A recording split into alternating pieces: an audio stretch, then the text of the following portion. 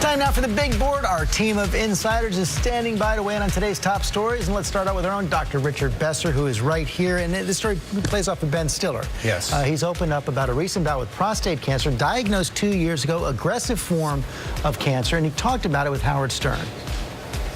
At first, I didn't know what was going to happen. So I was scared. I was scared. I didn't know. The one thing that it does is it just stops everything in your life when you get a diagnosis of cancer. I was really lucky as I learned more about prostate cancer. I learned that, I was someone who had, a case that could be treated. Yes. There are a lot of people who can't. Because it's too late. Because they discover it too late. So, Rich, he says he was really lucky. This test was necessary for him. He wouldn't have discovered it otherwise. But there's a real debate now about this testing. That's right. So he had a PSA test. It's a screening test for prostate cancer. It would have been high. They would have done a biopsy and found this.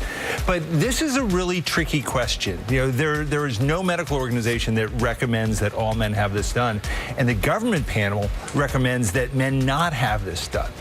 So it's a tricky issue, and here's why.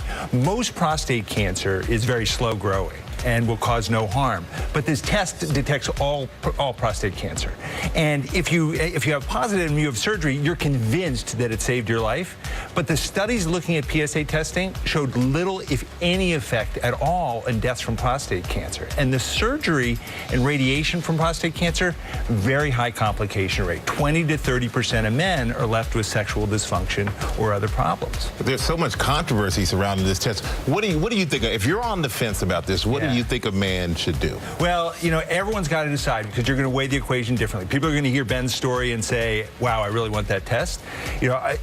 You never want to have this unless you sit down with your doctor and say, okay, let's talk about the pros and cons. Because a lot of people say, oh, just do the test, and then they get a result, and then they're left with, well, it's a little high, what should we do? And they said, wow, I didn't think about that before. But I get that. I understand not treating it if the treatment is very aggressive and it's not absolutely essential, but what's the harm in taking the test? Well, the problem is that 80 to 90% of men, when they're told they have a high value, they go on to have the biopsy. Why not? Let's just do that test. And then if that shows a problem, almost all men then have their prostate out. So it's not just a blood test. It leads to other things that could have harm.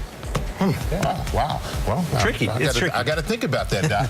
All right, now to good news for tennis star Maria Sharapova. Her 2-year doping ban from the game reduced to just 15 months. And overnight, the Grand Slam winner sounding off about it on Charlie Rose. Take a look.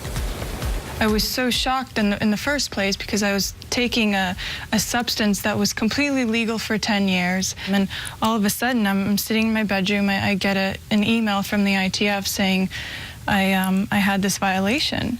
I just thought, how could I have not known this? There were so many ways I could have known, and I did not. Well, ABC's news contributor Christine Brennan joining us now. And Christine, you hear what Maria Sharapova said. I didn't know. There are so many ways that I should have known, but she was suspended. Do you think they did the right thing by reducing her sentence? Michael, I do not. I believe that she should have served the full 2-year suspension. Rules are rules. If you want to have rules, if you want to have drug testing, she twice failed the drug test for meldonium. And this notion, she says, I didn't know, how could I have known? Well, she received up to 5 emails in December of last year telling her this drug was about to be banned. She took it for 10 years. It's a performance enhancer. If she had opened any one of those emails, she would have known. But now she says she's opening emails. I like Maria Sharapova a lot, and she's great for the game, but this is the dog ate my homework. Isn't there a little bit of debate over whether or not this really is a performance enhancer? You say it is, she says it isn't, and Rich, I want to bring you back in on all this. What does it do? Yeah, so meldonium, it was developed in Latvia in the 1970s to improve endurance, and it's believed that it helps you recover. Well, there's not a lot of science that shows that it really works, but it's taken for that reason. It's taken because it supposedly helps you recover from your workout faster and lets you go longer. So whether or not it truly does that is uncertain, but that's why people use it. Wow. Okay. Thank you guys both. Thank you, Christine. And now to last night's vice presidential debate again.